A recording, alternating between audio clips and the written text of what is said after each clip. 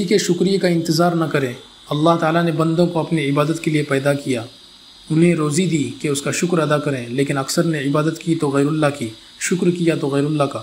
مطلب یہ ہے کہ انکار، زیادتی، جفا اور کفران نعمت انسانی فطرت پر غالب ہے۔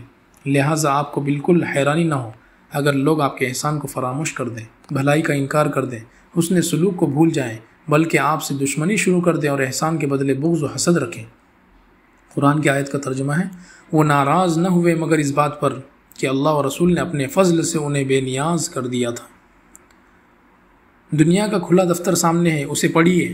وہ تمام کا تمام اس باپ کا قصہ ہے جس نے بیٹے کو پالا پوسا، کھلایا پلایا، تعلیم و تربیت دی، اسے سلانے کے لیے خود جاگا، اسے کھلانے کے لیے خود بھوکا رہا، اس کے آرام کے لیے خود تھکا، مگر جب یہ بیٹا جوان ہو گیا، توانا ہوا تو باپ کے لیے کٹ کھانا کتا ثابت ہوا۔ استہزاء، نفرت، نافرمانی، کسی چیز میں بھی تو کسر نہیں چھوڑی، عذاب بن کر رہ گیا۔ لہٰذا وہ لوگ جن کے احسانات کم ظرفوں نے بھلا دیے ہوں وہ مضطرب نہ ہوں، انہیں مزدہ ہے کہ ایسی ہستی کے انعام کے مستحق بنیں گے جس کے خزانے کبھی خالی نہیں ہوتے۔ ہمارا مطلب یہ نہیں کہ احسان و سلوک کرنا چھوڑ دیں، بلکہ یہ ہے کہ آپ نیکی کر دریا میں ڈال کے عادی ہو جائیں، کفران نعمت پر رنجیدہ و مایوس نہ ہوں، بھلائی کے کام کریں۔ لوجہ اللہ ایسا کریں گے تو ہر حال میں کامیاب ہوں گے، آپ کو کسی کی ناشکری سے کوئی نقصان نہ ہوگا، آپ احسان کرنے والے ہوں گے، آپ کا ہاتھ اونچا ہوگا جو نچلے ہاتھ سے بہتر ہوتا ہے۔ قرآن کی آیت کا ترجمہ ہے، ہم تمہیں اللہ کے لیے کھلاتے ہیں، تم سے کسی بدلے اور شکریہ کی تمنا ہمیں نہیں۔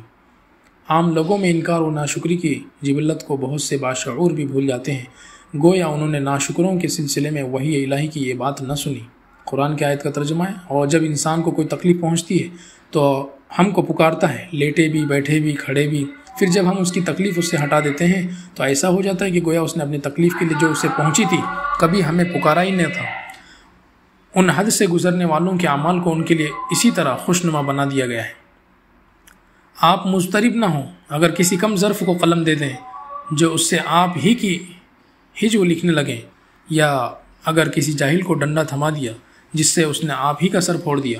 آدمی کے نفسیات یہی ہے، جب یہی سلوک ان کا خدا کے ساتھ ہے تو پھر ہما و شما کی کیا بات۔